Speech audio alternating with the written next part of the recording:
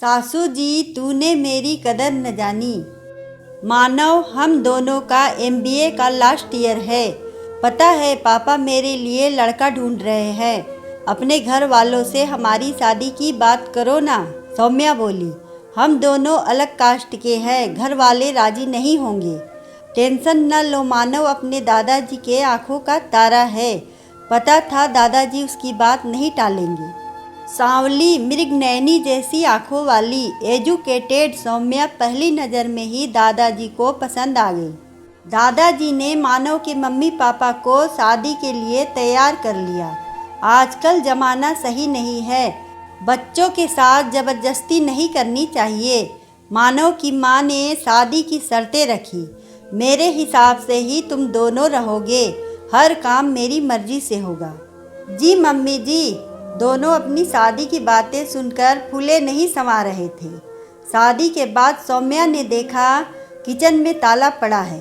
Mummy जी ये कोई रीति है क्या? नहीं, ये रोज ही पड़ा रहेगा, मैं ही इसे खोलूँगी। मैंने मेड को हटा दिया है। पहले तू बर्तन कर ले, फिर सबको गरम नाश्ता बना। दादी बाबा के लिए कुछ लाइट नाश्ता बना लेना। बाकी तू अपनी ननद देवर हम लोगों के लिए गोभी का पराठा बना लेना। रति जी बोली, ओ सौम्या पूरे घर का झाड़ू पोछा भी करना है, उसके बाद लंच की तैयारी करना।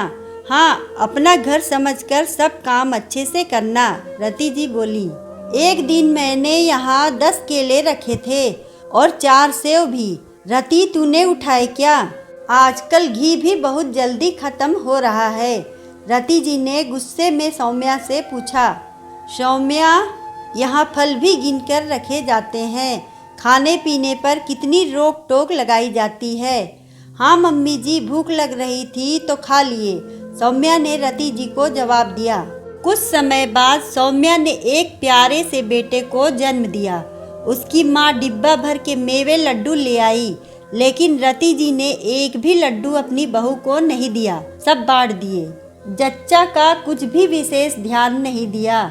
असल में वो शुरू से ही पहली पसंद नहीं थी। इसी बात का बदला वो सौम्या से ले रही थी। उस दिन रति की ननद आई थी। जीजी, मैंने 3 किलो देसी घी सौम्या को खिला चुकी हूँ। कई तरह के मेवे, स्पेशल दूध सब बनाती हूँ अपनी बहू के लिए। रति जी अपनी ननद के सामने अपनी ही तारीफों के पुल बांध रही थी। मम्मी जी अब बस भी करिए, आपने मुझे सिर्फ काम वाली बाई समझा, बहू तो सपने में भी नहीं माना। अपना घर मानकर सबकी सेवा करती रही, पर आपने कभी भी उसका मान नहीं रखा। माँ के लड्डू भी नहीं दिए। आज सौम्या अपने दिल के गुब्बारे खोले जा रही थी।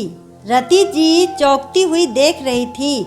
झूठ का जो तिलस्म खड़ा किया गया था, आज उनकी ननद के सामने धराशायी हो चुका था।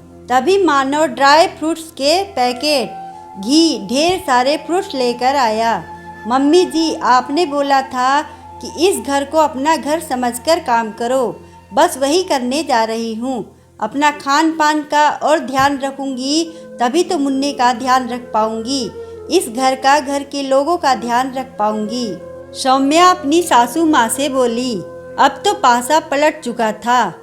रति जी ने चुप रहने में ही अपनी भलाई समझी।